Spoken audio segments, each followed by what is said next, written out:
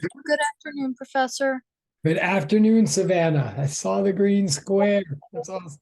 That's perfect. And good at good afternoon, everyone. Okay, and good afternoon, Caitlin and Amanda and Caroline. I'll say it for you. I know I can see what's happening. Yes. Good afternoon, Caroline.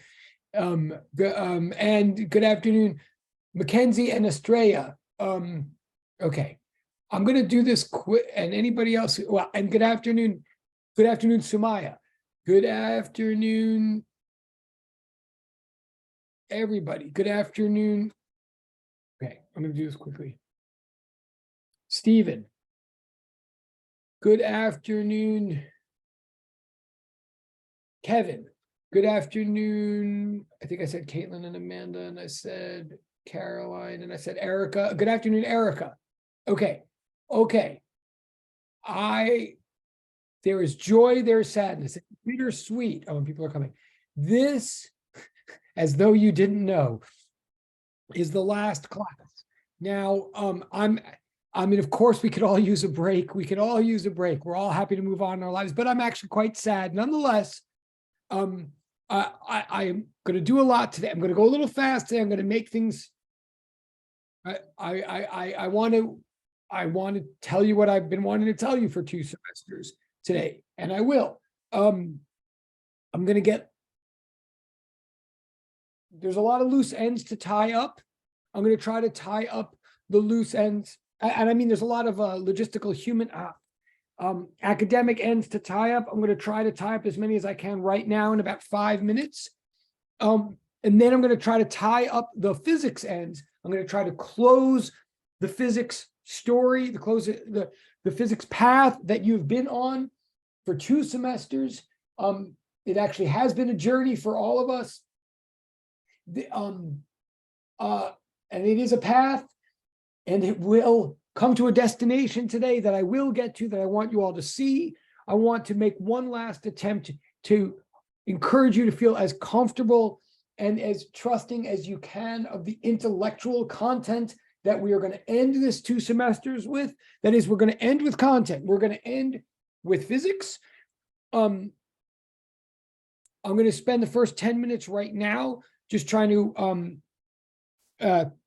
confront and embrace anything outside of or above physics, that is to say grades and logistics and things like that. And then once I get rolling, it's going to go maybe a little bit fast. But please buckle your seatbelts, in other words. Okay, so the first thing I'm going to say, first thing I'm going to do, the same thing I did hopefully at the beginning of this semester and hopefully the beginning of last semester, just in case you've never used it before. Please know now that's my email address in the chat. If anything comes up in the next week or next week and a half, any concern you have at all about physics or about grades or about any practical matters or about how the course works. I mean, people tune in and out in different ways, and a lot of people tune in their biggest way in the last minutes if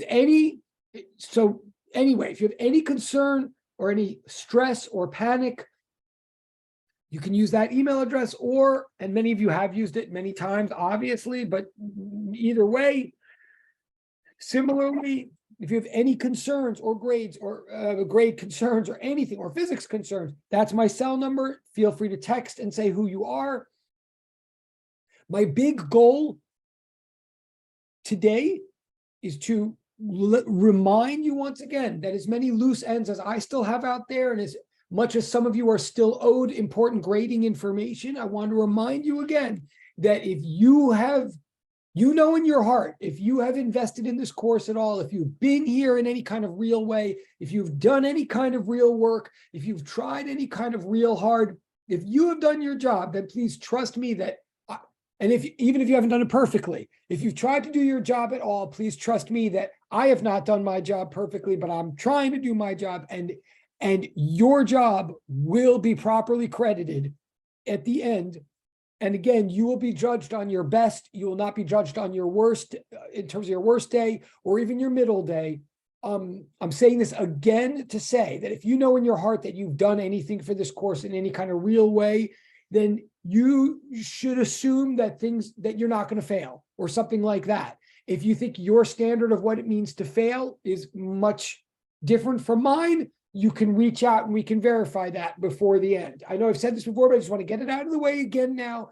Once I start rolling today, there won't really be time for questions in this very last class. Like, that's the bad news. Like, I won't really be looking for participation once I get rolling today, but I want to encourage you one last time that it's not too late to email me or text me with any kind of questions about the material or about life in the next week or so.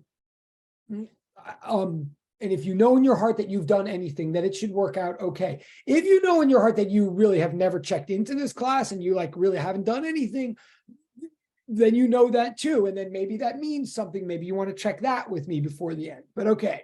The other thing is I'm giving you my email and cell phone because I cannot emphasize enough that, of course, I enjoy teaching and I'm very lucky to have my job. I feel very privileged. I hope you all end up finding jobs that you enjoy as much as I've been blessed to enjoy mine. But in particular, I've really enjoyed this group, you guys that I've known for 2 semesters now. I want to emphasize again, of course, I always like all groups to a certain extent, but some groups are more invested, more enthusiastic, more flexible, more human, more humane, more smart, more talented than other groups. And you guys have really been one of those groups that have been all of those things. You have been talented, you have been smart, you have been driven, you've been ambitious, you've been concerned, you've been invested, you've been clear communicators, you have been flexible with me, understanding of me. I feel like I've gotten to know a number of you very well over the last 2 semesters, and that is amazing given that we know each other through Zoom. It's really to your credit. I want to say again before we leave each other, that I think you have suffered much through COVID and through your educational path. I think that Zoom is not the best way to learn, but you've done a great job with it, and many of you have done a great job of making yourselves real people to me and to one another, which is really noticed and really appreciated. And so for that reason, again, please don't be a stranger. When we're done with this, I mean, I'll be in my office tomorrow in the usual time for a couple hours in the middle of the day. I won't be in my office that much during the summer, but I will be always available by these 2 contact info pieces. And really, those of you who have future ambitions like CLT or teaching or going to graduate school or getting a job or going into prison or doing research or anything that I can help support you in your future ambitions and paths, I would love to. Please do reach out and don't be a stranger. And I think you've all earned it. And I mean that again. And some of you I know better than others, but I really feel like I know you better than anybody could have expected for electronic learning. Okay. So again, I'm saying all this because if I leave any loose, I know some of you are, a lot of the grading information keeps coming back. A lot of you noticed a lot of your old game points and all this piling up, coming back to you. Some of you are still waiting for midterms. I'm totally aware of that. Some of you have reached out to me and said, can you like put me into the top of the pile, please? I'm getting nervous. I've done that. I will continue to do that. Anything like that, I want to hear from you, but maybe not in the middle of this period. Okay, so please know any loose end that's dangling when the bell rings at 4:30, I'm going to go, you're going to go, but the door is not closed on your concerns. Also, you can still hand in things till midnight tomorrow night for what it's worth. If you think it's worth it, it may not be in some of your cases, but if you think it's worth it. Lastly, wait, what else am I saying? So that's all that. So I'm still sending information back to you. You may be getting information to me. I, again, also want to reiterate what I think is in Google Classroom. I just want to make this clear. And again, if I sound stressy or loud, it's because I want to get to the physics and I want to end on a physics note with you. Because above all, I love physics, and above all, my mission here is for you to like physics at some, and maybe want to do a little bit more with it or read more about it after this course is over. So I want to end on the joy of physics note. I want you to trust me that I know that you can't love a subject that you think you failed or that you think you failed at. I get that. I think you have not failed. I think you will be fine. But we're going to focus on physics again, like for at least an hour once I'm done with all this stuff. So on that, I told you that we do have to have some kind of final exam. For those of you who, if it turns out you didn't do that well in the midterm, this final will count more and it'll help you. Those of you who ended up rocking the midterm, you don't worry about this final exam like ruining your grade or something. The final exam, as it says in Google Classroom, the final exam will consist of 2 parts. Let me just make this clear. It'll consist of 2 parts, both of which will be posted no later than Thursday night, this Thursday night, no later than 8 p.m. this Thursday night. It will be due back the following Monday, no later than midnight. And I do have to be strict about that. The final exam will have 2 parts. One, you will solve one customary physics problem that you're used to, like with many parts. You'll do the 5-step method. You'll do it on blank paper like usual and scan it in. It'll be one problem, okay? One part of this physics exam, so please know this. It'll be one problem that you will solve that, as it says in Google Classroom, will either be like one of our Doppler effect compared to cases in all the details of the Doppler effect type problems. It'll be either that, or it'll be a solve for the electric field due to 2 point charges. Like, so either the Doppler effect, wavelength, frequency, velocity, step thing, or the electric field, add the vectors, get the horizontal component, get the vertical component, add them together, that kind of problem, each of which we did a big practice. We went over on his YouTube lecture, etc. Or it will be a circuit problem like you did in labs. Now, either it'll be one of those 3 problems, okay? Maybe I will present all 3 in the document to you and you'll choose, maybe if I can get myself together to do that, or maybe I'll just choose for you, but it'll be one of those 3 problems. You'll do one at length, do as best as you can, show as much work, blah, blah, blah. And then there will be a true false, believe it or not, like a 25 question true false Google form document, much like the one that is sitting in Google Classroom right now. Hopefully you can see it. You want to check. Oh, wait. Oh, okay. I see what's in the chat. I thought I just fixed that. All right, I'll look again and say, so there is a Google form linked, supposedly, although someone's telling me in chat that you can't. I did. Okay, great. Okay, right. It wasn't working before, but it's working. Boy, someone in direct chat is very, very much on top of this. Okay, yes, thank you. So there's a Google form in the practice final portal of Google Classroom. It's got 25 questions, 25 statements. You're supposed to answer true or false. Well, 24, and then one that's a little bit open-ended. But basically, it's like 25 questions. You answer true or false. They're sort of in order of the material of the course, okay? Your final will be very similar to those statements. Some will be changed a little bit around. Maybe some will just be literally flipped so that if the correct answer was true, then the correct answer will be false. Like, I'll rephrase it just a little bit like that. Some will be very changed. Most of them will not be changed, but the order will be scrambled. Okay, so what I'm telling you right now is, in a minute, once I've gathered all these, logistical loose ends, in a minute, I'm going to start summarizing the whole material of this course, or the most recent material, and trying to show you. My goal for the next hour will be to show you how all the material that you've been doing for 2 semesters fits together into a conclusion. That's going to be my goal. And I'm basically going to walk through it, or run through it, in the order that those true false statements currently are in. Now, I may not start right at the beginning, because the beginning is a bunch of things that were sort of from the beginning of this course. So I'm not going to follow it directly, but I highly recommend, I pretty much insist that you have that Google form out in front of you once I get going here, and you use it as a guide to sort of where I am in the lecture. I may not start right at the beginning. I may go in a kind of a funny order slightly, but basically those true false questions are the skeleton of what I'm going to be talking about here. And you are welcome to kind of look out for correct answers as I'm talking. I won't be looking at it, but I wrote it. So you can use that to help you actively listen to what I'm trying to say today. And ideally, when I get to the end of what I've said, you'll sort of be at the end of that true false thing, and then you'll have the answers to it, more or less, or at least, you'll have a big understanding of it. And then when the actual final is posted, again, it'll be one problem that you have to solve, and it'll be basically those true false questions, but scrambled in a different order.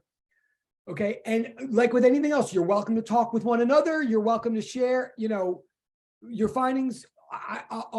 And you don't, and it's just literally true, false. You don't have to explain anything. You just have to do it when it's time. So it's all, sorry, the whole goal of this whole method that I'm doing here, I don't want your final to be that big. I don't want it to be that long. I don't want it to be that stressful. The big thing that I want to encourage is for you to pay attention to the conceptual material that I'm about to give you as best as you can. Use that guide to see what it is you're looking for. I'm trying to give you sort of logic, conceptual framework on this last day. It's not about numbers. It's about the concepts of physics. And they're simple, but they're not easy. So the best we can pay attention today and see how this all connects, the more you will be rewarded grade-wise in your final things that you have to do for this course. And again, once I get rolling, unlike usual, I won't really be looking for participation. I'll be looking just to get to the end of the story with you. So if you have questions at the end, definitely email me or text me or talk, and that'll be great. Oh,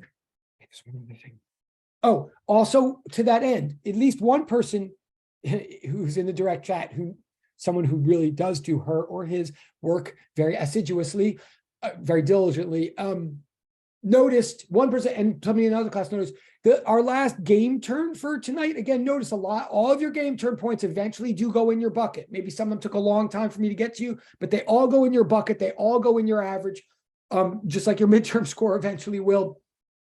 So today, those of you who kept the habit up of doing those game turns, the game turn for today, you'll notice, is asking you to be a little bit more robust than usual. I'm not asking for a big deal. If usually you give me one sentence on what happened in the class today, and usually it's one sentence about how you participated, I'm not asking you to participate today, to be honest, but I am.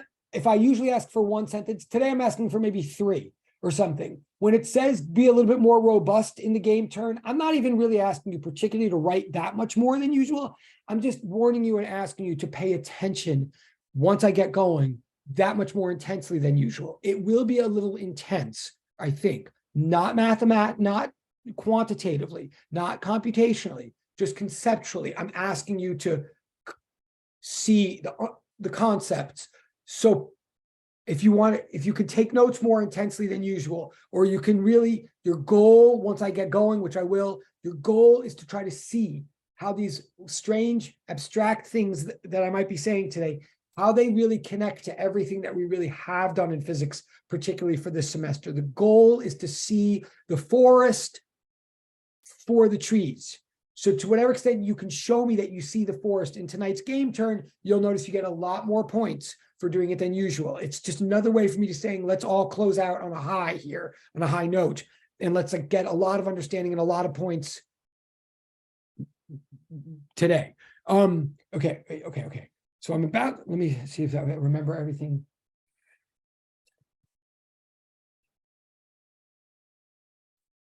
Okay. I think so. In a second, I'm going to start. Again, I apologize in advance if I sound like I'm talking a little fast. I will be. Of course, it's all recorded for you to watch later. Of course, there's a PDF that will be uploaded, all of that. If I'm going to start in a second spend the next 55 minutes doing this physics, and then I'll have to go right when it's over. I mean, but again, you can email me or text me. Can I get a show of hands right now if you think you basically understand what's expected of you in the next hour? And great. Okay. And the next week, it's pretty clear what's happening. Okay. Awesome. That makes me feel good. Thank you, Kevin. Thank you, Caitlin. Thank you, Caroline. Thank you, Amy. Thank you, Amanda. Thank you, Katya. Thank you, Eric. Thank you, Stephen. Okay. Thank you very much. That might be the last time I say here. Okay. I'm going to say one last time too. I really have, Katya, Erica, Caroline, Katya, Euban, Amanda, Erica, Savannah, Caitlin, Mackenzie, Sumaya, Estrella, Stephen, Kevin, Rashman, Amy. It really has been a pleasure working with all of you. I'm saying that in advance right now. It really has been an honor and a privilege and a pleasure to work with all of you. And I really hope you find joy and bliss in your future ambitions. And by the way, they tend to be easier, and one tends to be more successful in graduate school and jobs if one finds a job or graduate school that one actually really enjoys. So again, if nothing else, I hope you see some joy in this material. And I hope you come back to me for help afterwards. Okay, it's been a pleasure to work with all of you. So here we go with physics. Okay, here we go. I'm going to switch the screen. So again, we got 50 minutes. Okay. All right. First of all, let me remind you that big equation right in the middle of the screen is the wave equation. We spent a lot of time in this course first talking about oscillation, little thingy things, little particles, material objects, tangible, discrete, countable, picturable, separatable objects that are oscillating back and forth in actual space and time. And we did all this math and all of this conceptual discussion to finally bring ourselves to the point of seeing how if you took a bunch of actual thingy things, particular objects, particles, we came to the conclusion that if you took a bunch of particles and had them all oscillate co-sinusoidally in time and in space, if you arranged a bunch of particles in a very, very specific kind of motion that involved patterns of patterns in space and time, then with a bunch of particles vibrating like this, vibrating like this, vibrating like this, vibrating like this, you could get a wave pulse to propagate through this collection of particles. And the wave pulse that would propagate through the particles would be itself very real, very actual, scientifically verifiable, predictable type of motion through the scientific world of space and time, right? But this wave pulse that would propagate through a bunch of particles known as a medium, this wave pulse would itself not consist of material particles, right? And this wave pulse would obey that equation written in the middle of the board right here.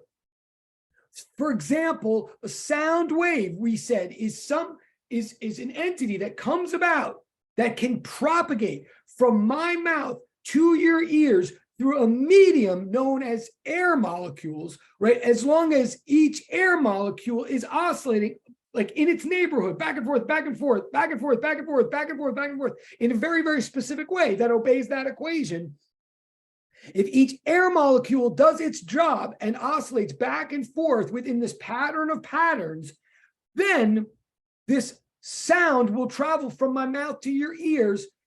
The sound motion entirely relies on the motion of the particles comprising the medium, right? But the sound itself is not a particle. That is to say, sound does not go from my mouth to your ears unless a bunch of air molecules move in a very particular way, but no air molecule ever moves from my mouth to your ears when sound does. So sound, right? So sound is an example, one of our biggest examples of wave motion, i.e. not particle motion, motion of something that is real, but is not material, that is not substantive, that is not particular. We call that thing that moves through space and time, but is not particular or discrete or material or tangible or massive. We call that information. What moves from my mouth to your ear when I shout? Information. It matters, but it isn't matter. You know what I'm saying? I think you do. Now, whenever a wave travels, it obeys that equation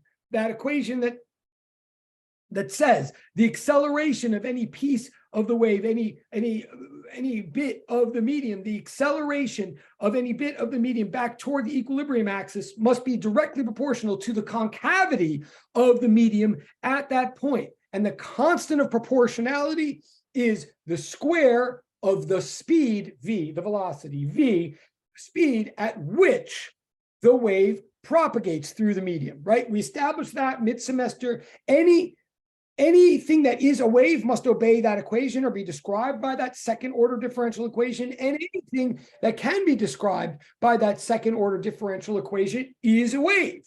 Okay, last thing I'm going to say one more time. Remember, a wave is not a thing. It is raw information traveling, propagating through space and time but we believe it's possible. It is part of the world of science, even though a wave motion is not material, not tangible, not massive, not thingy, not particular. We believe in it. We analyze it. We can predict it because it's tethered to a bunch of thingy things. In other words, we believe in wiggles zooming through space because we believe there's a bunch of things wiggling. Those things we call the medium. You can't have a wave without a medium.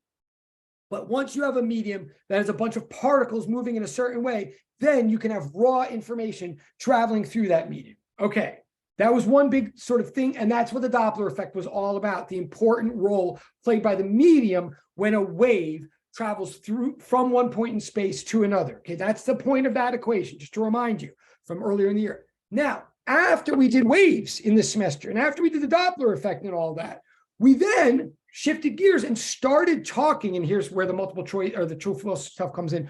We started talking about a particular kind of forces, fundamental forces, such as gravitation and electrostatics. We started talking about forces, interactions between particular thingy things. We started talking about a certain special type of force, fundamental force, that seems to act from one thingy thing to another thingy thing through empty space. That is, let me say again, remember, a force is an interaction between two particles. It always is. Any kind of force in physics is one thing doing something to another thing. One particle interacting with another particle. That's always what a force is. But there are certain forces we got to in this course known as gravitation or electrostatic force, and ultimately even the magnetic force. We got to these forces where one bit of mass, or even more relevantly to us, one bit of charge, one thingy electron, one thingy proton, could push or pull another proton or electron without touching it at all. It could affect, where one object can affect another object, where one material object could affect another material object in a precise numerical way without any material contact.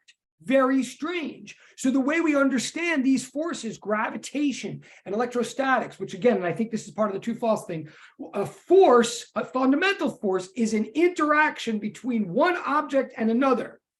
But when they can do that through empty space without touching, when a proton can in effect somehow communicate to an electron how big it is and where it is, or how many other protons it's nearby, if it can communicate that through empty space, through another proton or to an electron, that leads us to believe there must be raw information sitting in space that the two particles are exchanging with each other. A proton must be able to tell space where it is, how big it is, and how many other protons it's near. If empty space can get that information to other protons and other electrons. So we started believing in fields. Fields is another example of a non-thingy thing. A field is raw information, right? Immaterial entity. A field is like a bunch of vectors or a bunch of field lines. It's some kind of abstract collection of data, of directions and magnitudes that somehow now isn't just propagating through space, which is what a wave is, but is sitting in space. And the electrostatic field and the gravitational field are examples of these examples of how the minute you put a little bit of matter, a little bit of mass, or a little bit of charge anywhere in space, all the rest of space now has a bunch of vectors or lines in it that indicate exactly what bit of matter is where and how much of it and how it's arranged, right? So field lines and field vectors are raw information describing one bit of particles, raw information inhabiting space, indicating the presence of some particles somewhere in space. Now, the constant that keeps the constant of proportionality in the gravitational field is big capital G, 6.67 times 10 to the negative 11 newtons meters squared over kilograms squared. I've never said you have to memorize that number. You don't have to memorize that number, but you have to be aware that there is such a universal number that makes the units work out whenever we're computing gravitational fields throughout space. Similarly, there's a number epsilon naught, 8.85 times 10 to the negative 12 farads per meter, which is serves the same purpose, but for the electrostatic fields. It's a universal constant of proportionality that just scales things so that the units of field work out to be what they should be in the metric system, which is newtons per coulomb.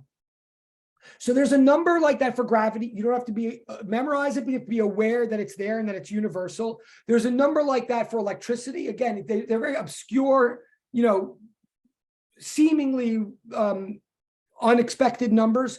And there's one for electricity. There's also one called, and that's called epsilon naught. There's also one called mu naught, which is the number that dictates the proportionality for what we ultimately call magnetic fields. Now, magnetic fields and magnetic field lines just got introduced to you last class. Very aware. I'm going to go back now and give you another reminder or perspective on exactly what I mean by magnetic fields.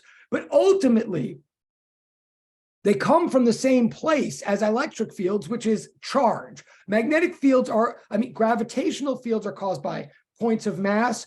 Ultimately, whether you're calling something an electric field line or a magnetic field line, they both ultimately come from little bits, not of mass, but of charge. What's the relationship between the electric and the magnetic? Why do we even introduce the word magnetic? That's what I'm about to get to right now and remind you. But what I'm saying right now is just remember, going to the next page, bear in mind, there's thingy things, there's particles in the world. They can send information to each other via things called waves, such as sound waves. Waves are not particles, they are information propagating through space. Then particles can also interact with each other through fundamental forces that are very precise numerically. Therefore, we believe also that particles can create raw information that just sits in space, and we call that raw information. So when information is moving through space, we call it a wave, such as sound. When information is sitting in space, telling space what's going on, we call that a field. So we have waves on thingy, we have fields on thingy. Also, just remember the reason we can even picture waves or understand them, the reason we can believe in raw information propagating through space is because a bunch of particles move in a certain way to make the wave possible. Please remember, for example, in outer space, you can't hear sound. There's no sound in outer space, no matter how loud I try to talk, because there's no medium there's no air in outer space to vibrate and carry the sound. So waves are wiggles. They require media to be wiggling. And fields are not wiggles. They are just raw information just sitting in space.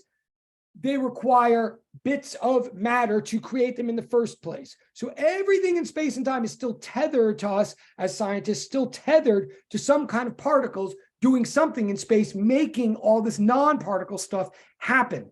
Okay. And we've got three constants that seem to dictate these activities: the gravitational constant, the electrostatic constant, and the magnetic constant. Now,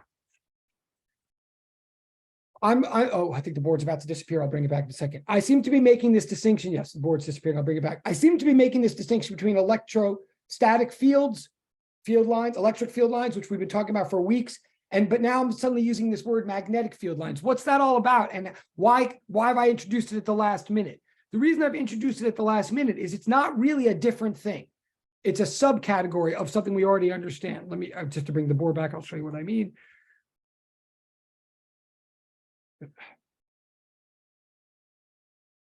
Okay, here comes the board.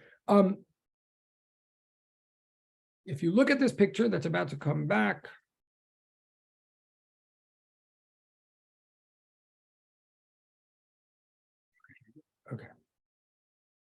okay. If you look at the top of the picture that's about to come back, you'll be reminded, yeah, there you go, that a point of charge plus Q, a source bit of charge, a point, creates field lines symmetrically in all directions. A point is zero-dimensional. It's zero-dimensional. It has zero-dimensional asymmetry. That is, a point does not prefer or label or distinguish or identify any one axis of space any more than another. A point is the same in all directions. So its field lines are the same in all directions. It creates that kind of field picture. Remember that field lines are as simple and as symmetric as the source that creates them. So if we go up one level, well, actually 2 levels, slightly more complicated than a point, if we take a bunch of charges, a bunch of protons, let's say, and we arrange them in a line, but then we set that line in motion, that's called a current. That's a flow of charge, right? Now it's still charge. Charge always creates field. So all these charges that we've put through a wire like you did in the lab and we're sending around, they're all flowing now. Each one of these charges should be creating a bunch of field lines like in that top picture, right? But now there's a whole line of them. So the field lines should fall into some kind of arrangement with each other. Like clearly, if the charge picture is slightly more complicated now, the field line picture will be more complicated. If the charges were all just sitting there, we said the other day, up left lines would cancel out with up right lines, and you would just be left with up lines, etc. So if you had a line of charge, you'd have a bunch of spokes coming out of it. A picture that's slightly more complicated, slightly more asymmetric than just a dot creating radial lines, right? A line of charge would create something slightly more complicated. It would create lines that were doing the same thing along all axes except for that line.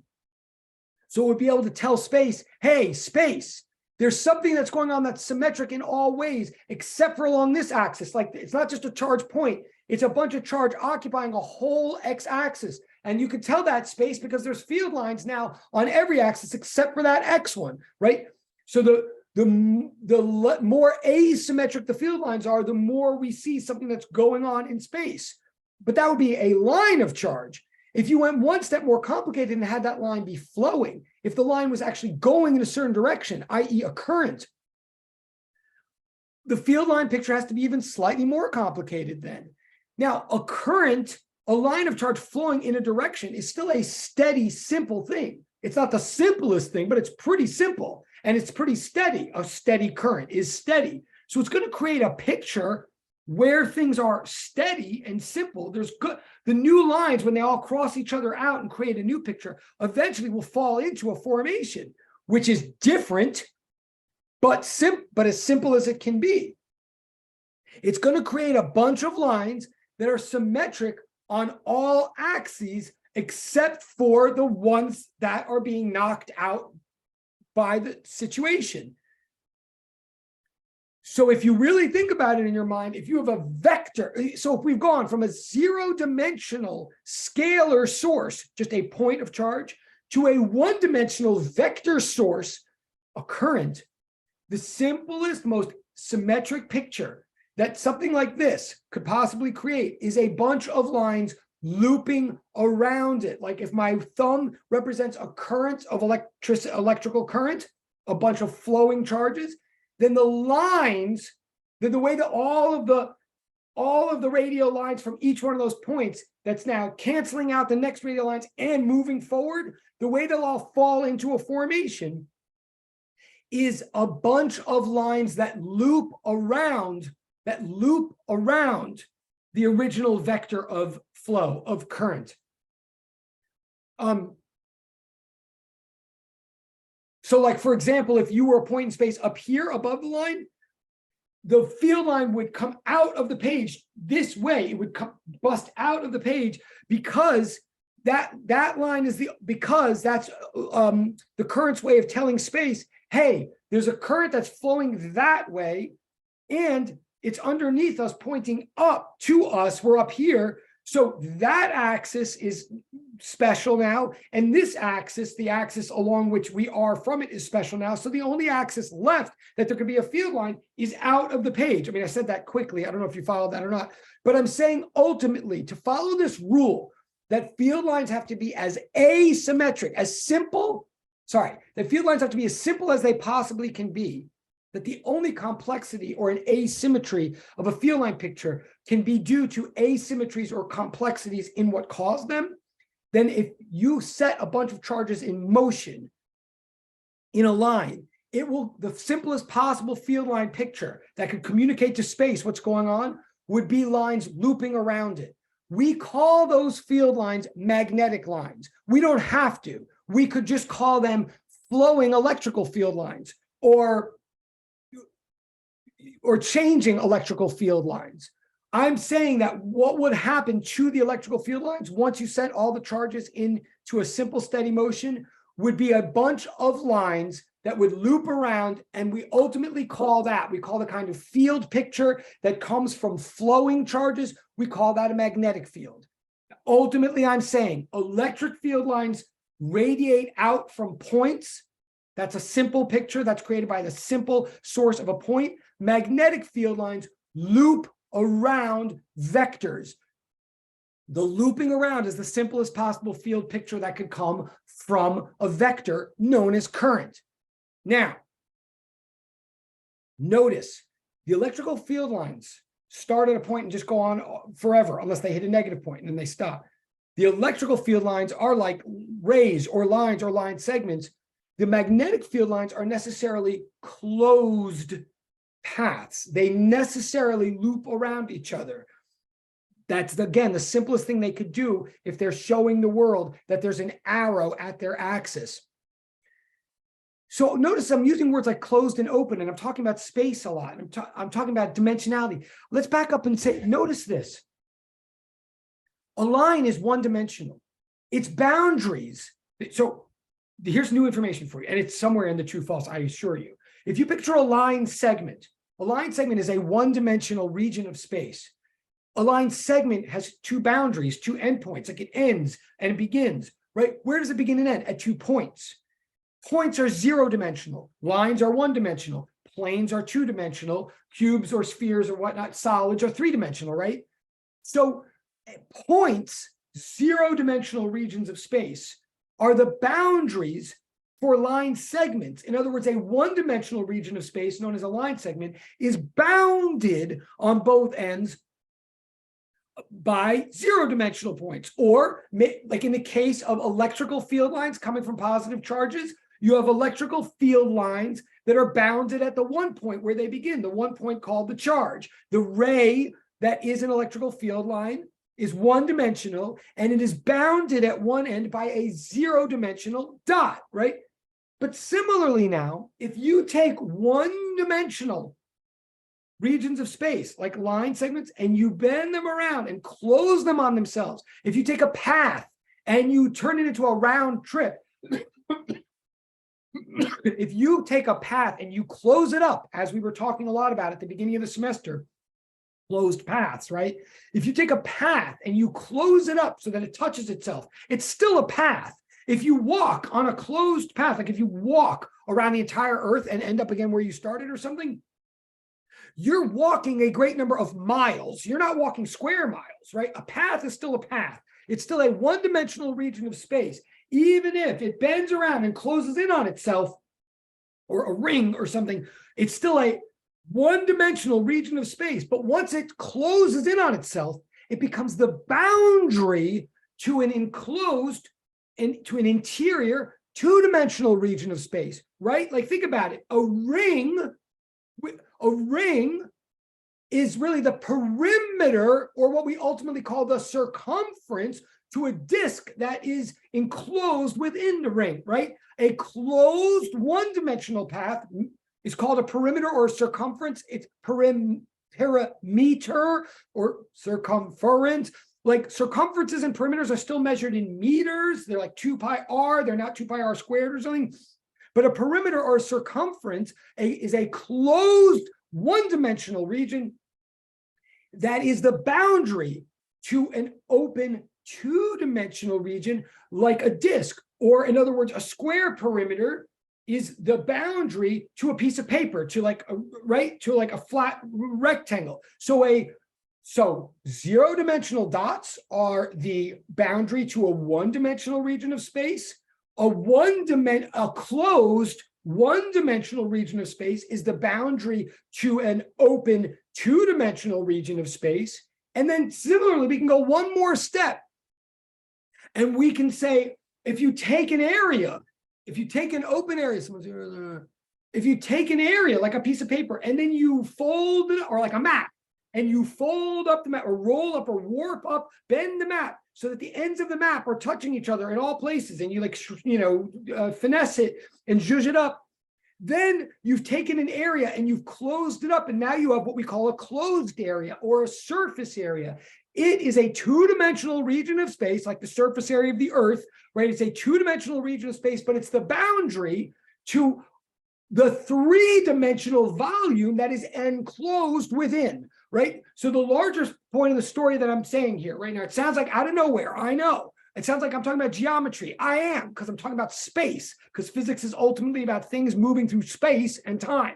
I'm right now saying as a truism that n-dimensional regions of space are bounded by regions of space that are one dimension lower. And usually the boundary to a region of space is a closed region, like a closed path bounds an open area, or a closed surface bounds a unique volume, right?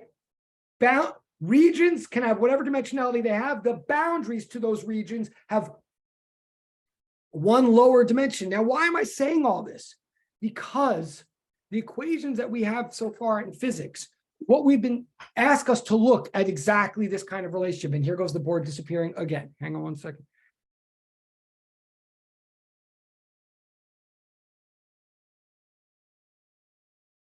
Okay. If you look at the top equation right there, that is Gauss's law. Look at the left side. It says that the number of electric field lines going through the closed area, anywhere you look in space, if you look at any closed surface, what you might call a surface area, if you look at a container, what Gauss's law says is the number of electrical field lines coming out of any container anywhere in space is fully determined by the total amount of charge enclosed within the three-dimensional volume contained within. So closed surface is the boundary to a unique volume. So the left side of Gauss's law is a statement about two-dimensional region of space. The right side is a statement about three-dimensional region of space. It says the stuff coming out of a container is fully determined by all the points counted up within that container. Again, let me emphasize, it's almost an obvious statement if you're just thinking about regular old space and you're thinking about particles, like particles of water in space. We're saying the number of jet streams of water busting out of a container is precisely determined by the number of drops of water that started within the container. Water is neither created nor destroyed spontaneously in space. So if you add up all the spigots creating water inside a container, you'll know exactly how much water will spray through or in at the container walls. It wouldn't even be interesting. It would almost not be worth me saying something so sort of obvious about space and something like water, except that we're now saying that electric field lines work that way. Electric field lines work like streams of water. The total amount of electric field collected on or fluxing through the closed surface, any closed surface, is fully determined by the amount of charge found within the volume bound by that container. Charge causes field. Points of charge cause field lines to radiate out in all directions. So collections of charge cause field lines to flux through containers. That's what Gauss's law, the top equation, is saying. Now we're going to move on. Now I'm going to say, however, then we looked at what happens when charge flows.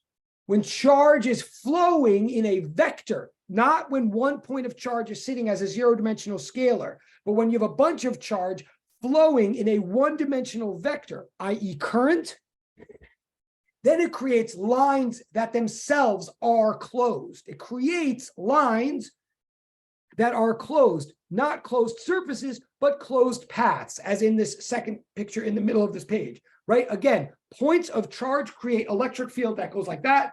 Lines of flow, lines of current, vectors of current create lines that loop around it. Again, just because that's the only way field lines could be created by current if all field lines obey the same rules in general. When field lines do that, when field lines are created by flow rather than by points, we call those field lines magnetic. Magnetic field lines form closed paths. Therefore, we get to this second law on the page, Gauss's law for magnetism, which says if you ever go through any container in space and you look at and you want to count up the number of lines flowing out, the number of magnetic lines flowing out of that container, if you're looking at magnetic lines now, you're going to get 0 every time, because any line that there could be lines that you find flowing out of a container because there could be current inside that container, and current creates magnetic field lines that loop. So there might be some lines coming out, but any line that ever comes out of a container, imaginary container, a closed surface in your mind, any line that ever comes out will necessarily somewhere go back in, because magnetic field lines necessarily form closed paths. Okay, so electric field lines radiate out through closed surfaces, imaginary closed surfaces. Magnetic field lines themselves form closed paths, so they never yield any net flux. So the top equation is talking about the net electrostatic flux going through a closed surface. The second equation, the left side, is talking about the net magnetic flux going through a closed surface. It's saying it's always 0 because magnetic field lines are themselves closed. So we then get to a third law, which I'm now stating for the first time to you. You don't have to do calculations with it. You don't have to prove it, but I want you to hear what I'm saying and see the sense that this third law then makes. This third law is called Ampere's law. It also on the left side has an integral. It's also a closed integral, like the other two. It has a circle on the integral symbol, but this one is not a typo. It's a single integral. This one says, yes, if you want to know what's causing a magnetic field lines are themselves closed paths. And what they do is circle around or loop around or enclose currents. Remember, capital I stands for current, like from the lab. So this Ampere's law says what I've almost already said 50 times in English here. It's saying if you, instead of looking at containers, if you're looking for magnetism, don't construct some big container in your mind and look at how much flux is coming out and going back in it, because you'll get 0 every time if you're thinking of magnetism. But walk around a closed path in your mind, walk around a loop, a circle, for example, a closed path. And the total amount of magnetic field that you'll find going around that closed path will be fully determined by the total amount of current passing through perpendicularly to the open area bounded by the closed path that you're walking around. So I'm saying again, just like the first law, Gauss's law talks about closed surface, counting up the electric field lines through a closed surface, and says the number of field lines through a closed surface, a closed two-dimensional region of space, is fully determined by all the charge counted up and tallied up, occupying the three-dimensional volume enclosed by that closed surface, right? This law says the total amount of magnetic field around some closed path is fully accounted for by all the current fluxing through, flowing perpendicularly through the area, the two-dimensional region of space bounded by that closed one-dimensional region of space.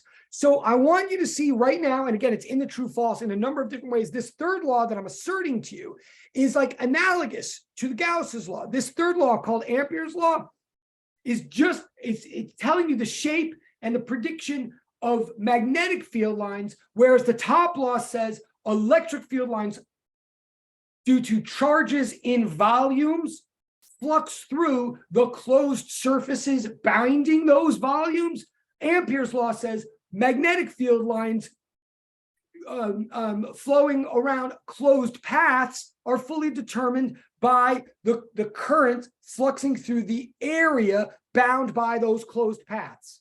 I'm going to say it one more time. The top law is about a closed two-dimensional region of space bounding a unique three-dimensional region of space. And the third law, Ampere's law, is about a closed one-dimensional region of space bounding an open two-dimensional region of space. Now, we're almost somewhere here. And believe me, I'm watching the clock.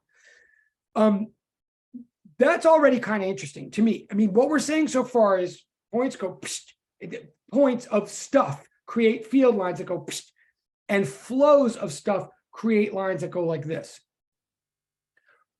But then it turns out there's a man named Faraday, a high school chemistry teacher in Scotland, Michael Faraday, who first of all gave us the whole idea of drawing these field lines and counting up the lines and calling them flux. He sort of gave us that whole picture of flux and field lines in the first place because he was a brilliant physicist, Nobel Prize winning physicist, but not that great. I mean, he was a chemistry teacher, but he was a physicist, not that great at computation, got a little daunted by some of the mathematics, as many of us do. So he was much more visual and pictorial, and he created this whole idea of let's look at flux and let's count field lines because it's easier to count lines than to do all these computations. And he realized, he did a bunch of experiments because that were based on an intuition he had that turned out to show something much bigger than the intuition he had. What he found out was that this reasoning that I'm saying, that changing electric field lines cause magnetic field lines to loop around them, or electric field lines that change the way they flux through an area create magnetic field lines bounding that area. Faraday found out in this fourth law on the page, I'm going to read it backwards now. If you look at the right-hand side, he found out that if you have magnetic field fluxing through an area, through an open area, there's no, look at the right side of the last equation, there's no circle on it. It's not a type, that is supposed to be two integral signs though, but there's not supposed to be there's not supposed to be a, there's no circle on there. If you picture some open area, like a lab table, and you have a bunch of field lines going through perpendicular to the lab table, a bunch of field lines that you set a magnet, so you have this huge magnet. You set up a bunch of magnetic field lines that are fluxing through an open area. Faraday found that if you, and remember, magnetic field lines come from changing electric field lines. Faraday found out that if you change the magnetic flux through this area, if either you pump up the strength of the magnetic field through the area as a function of time, or you decrease the strength of the magnetic field through the area as a function of time, or you change the area, you increase it or decrease it as a function of time, or both. In other words, if you do anything to the magnetic field strength or the area through which the magnetic field is fluxing, if you change either one or both in time, so if you have a ddt, if you have a derivative with respect to time of this flux integral of magnetic field, if the total amount of magnetic field going through some open area changes in time, that's the right side, then what that produces is electric field in the closed path bounding that area. That's what the left side says. So I'm saying change electric flux through an area, you get electric field in the closed path bounding that area. That's what Faraday found. In other words, move a magnet back and forth near some area, and as long as you put metal in the closed path bounding that area, all of a sudden you're going to find voltage. You're going to find electric potential in that metal.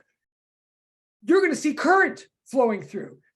You've heard of this in 7th grade. You never heard it put this mathematically before, perhaps, but you've known about this in 7th grade in one way or another. This is Faraday's law of electromagnetic induction. The idea is that if you change the magnetic flux through an area, you generate or induce electricity in the closed path bounding that area. This is so moving magnets, changing magnets create currents without the need for batteries. This is the generator. This is the power plant. This is the Industrial Revolution right here. That changing magnetic fields makes, changing magnetic flux through an area makes for electricity in the closed path bounding that area. Now, it's it's totally wild. It changed the world. It's how we have generators and how we have power plants. We move magnets around, we get electricity. We don't even need chemicals. We just we change magnetic fields, we get electricity. It's a big breakthrough, and it took Michael Faraday to break this through. But if you think of these laws in context, if you put this together as a package, as was beginning to happen during his day, you realize in some ways it's not that big of a surprise, because in the first, I mean, it is, but it makes sense in a way, because in the first place, electricity fluxing through an area generated magnetic field lines in the closed path bounding that area. So magnetic fields in the first place were just a word for what happens when we start making electricity flux change. So in some ways, it's not shocking that if you change magnetic flux, you now generate electricity in the electric fields in the closed path bounding that area. So changing electricity makes magnetism. Changing magnetism makes electricity. James Clerk Maxwell, Scottish physicist, looked at these 4 laws. Like, these are 4 different laws that are just happening in different labs, in different languages, in different notations in the world. But Maxwell put them down and set them down as a package, like the way I have it here. And he noticed that the left sides were so symmetric, so patterned. I mean, if you look at the left side, so these were 4 separate equations, but James Clerk Maxwell, sat them down, put them down in front of him, and noticed that they're a package. I mean, if you look at the left sides of these equations, we have 2 equations talking about electrostatic field lines. We have 2 equations talking about magnetic field lines. We have 2 equations that are about closed surfaces and 2 equations that are about closed paths. The symmetry couldn't be more perfect on the left side, but the right side is kind of like a jumble. It sort of looks like related, but it's sort of not. So James Clerk Maxwell essentially invented a branch of mathematics called vector calculus, or multivariable calculus, that allowed him to rewrite all these equations in differential as derivatives rather than integrals. Whole other story. It's a fantastic story.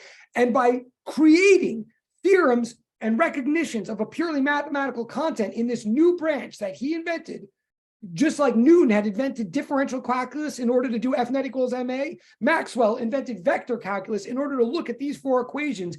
And he realized that mathematically a term was missing in one of these equations that was never seen in the lab, but that in certain extreme cases, if you had changing currents or high-speed currents, that there was one more term missing that only this new branch of mathematics would reveal. And he noticed that, in fact, Ampere's law was not correct in all cases. It was only correct, if another term was added called Maxwell's displacement current. And this term that's added may look a little sloppy here, but it's exactly, if you look at it, it's exactly parallel to the term that's down there in Faraday's law. In other words, Maxwell showed mathematically what I'm trying to stress in English, which is that at the end of the day, a magnetic field line is the result of a fluxing electrical field line. So then it's not surprising that in a way it makes sense once you really think about it, and if you really take seriously the idea that field lines are the simplest, most symmetric way to convey information to space of something that's going on in space, that field lines get more and more asymmetric and more complicated as the source that's creating them gets more and more asymmetric and complicated. It sort of starts to stand to reason that, just like Faraday found that a change in magnetic flux through an area over here will create an electric field line over there in the closed path bounding that area, Maxwell said, you know, it also works precisely like that in reverse. If you change the electric field fluxing through an area, you'll get a magnetic field line through the closed path bounding that area. So Maxwell showed us that showed us the following. Maxwell showed us that if you just have one point of charge sitting there in the lab, it creates field lines that radiate symmetrically in all directions. If you start creating a flow of charge, the flow of charge consists of lots and lots of little dots that are all creating field lines radiating out, but all the field lines are vector summing with each other, and they fall into a new picture, which is loops closing around the line. So if you have one line of current going like this, you get field lines closing around it that we call magnetic field lines. Well, if the current is steady, like I equals I naught, then you get current, it creates magnetic field loops, and you're done. But say the current isn't steady. Look at the top of the page where it says, what if I equals I naught times T? Say the current is a linear function of T. Say it is some constant times T to the first power.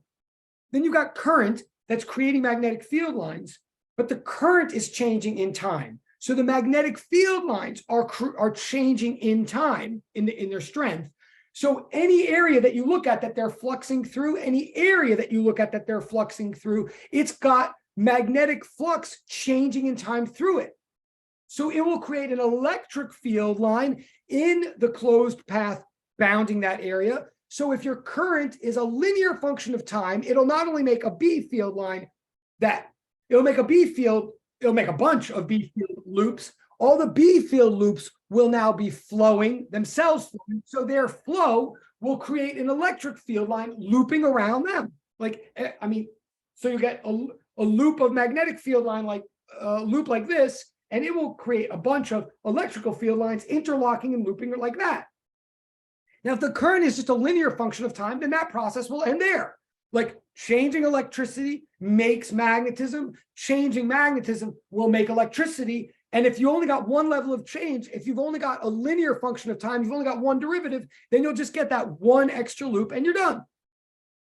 But we can keep going with this process. What if we make current a quadratic function of time? What if it's I equals I naught times T squared?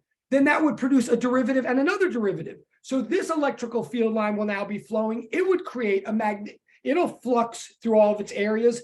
So it'll create a magnetic field line that interlocks around it, right?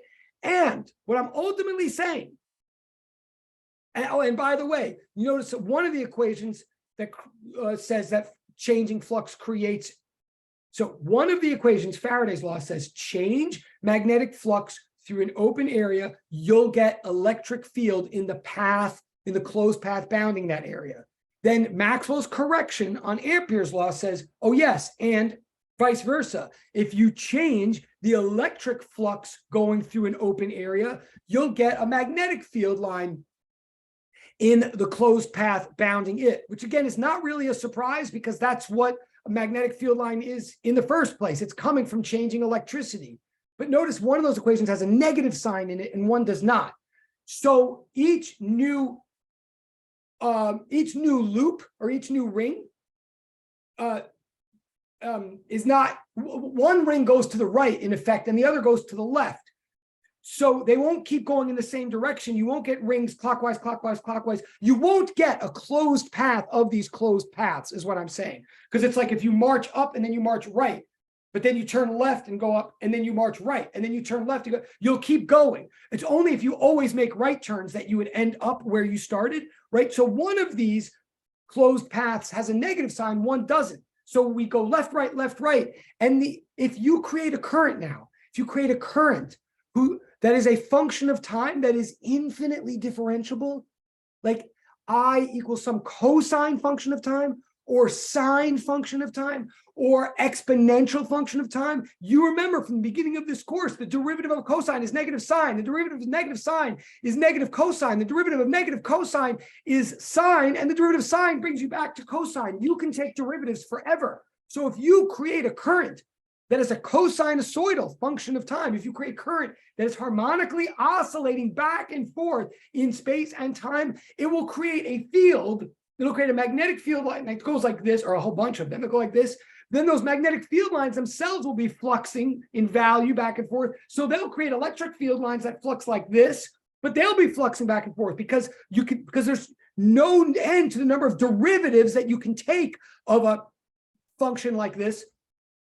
So they'll have derivatives, they'll be fluxing, so they'll create a ring that goes like this, and that process will go on forever. So you'll get electric lines and electric loops and magnetic loops mutually reinforcing, reinducing, regenerating each other one at a time at right angles, and always going left, right. So if you create a current that is, for example, a cosinusoidal oscillation in time, you will create an infinite set, where you'll create a never-ending set of electric and magnetic field lines looping around each other and always in a particular direction.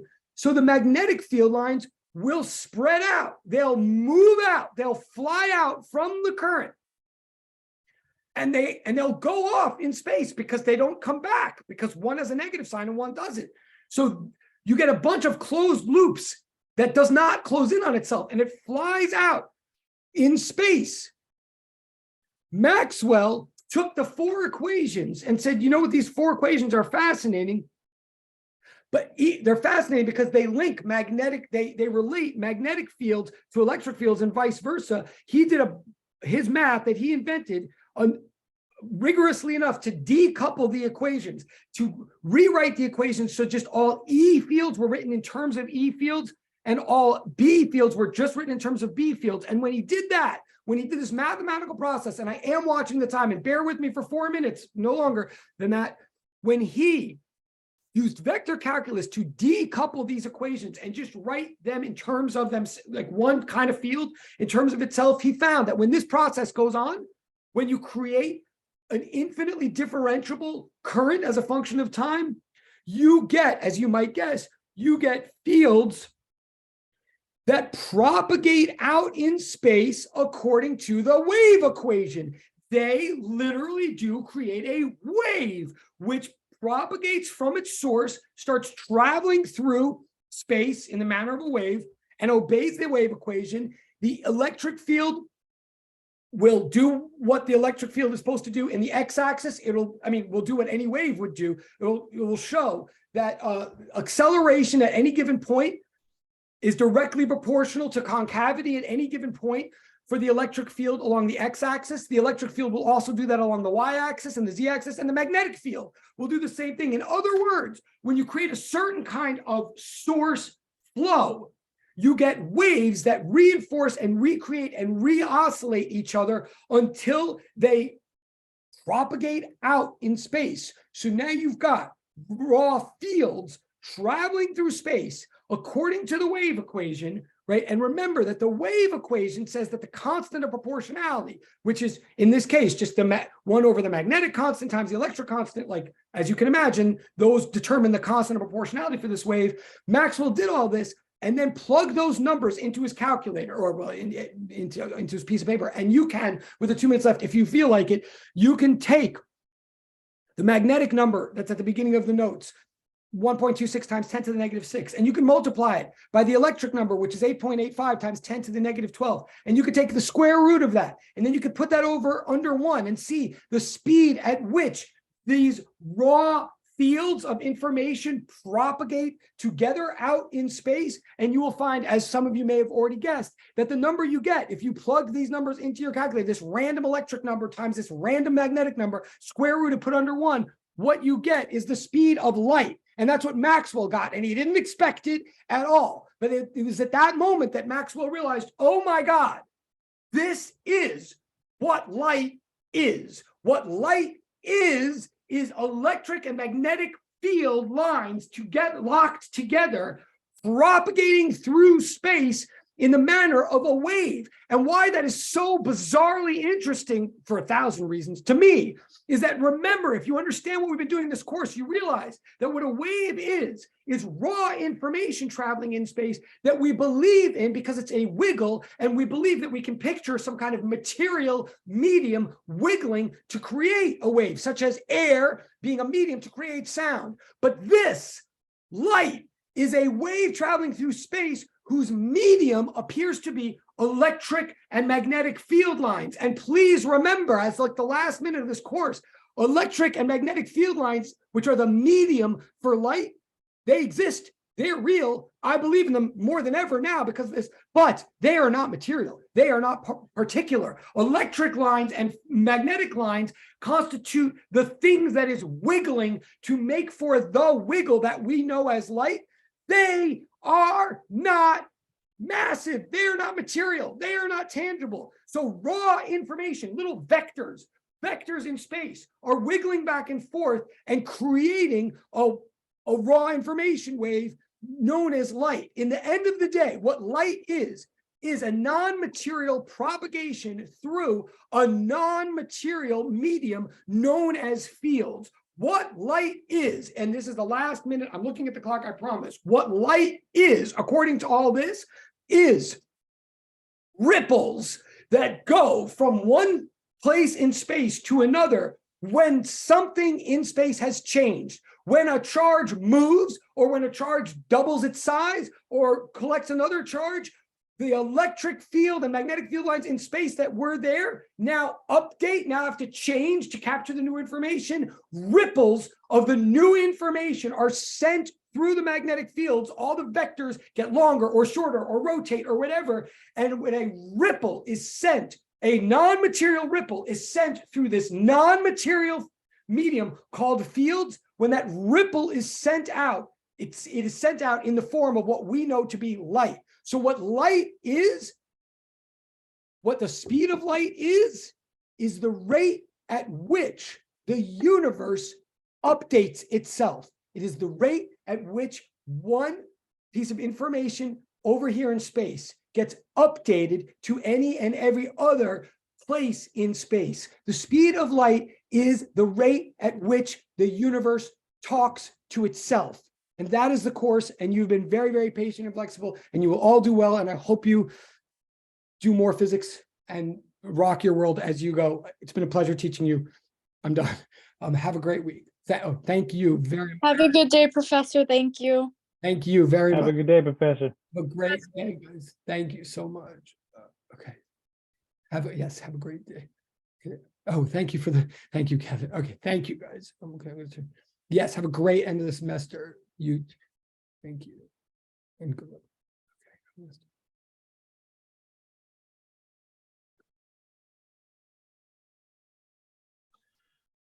Professor, before I go,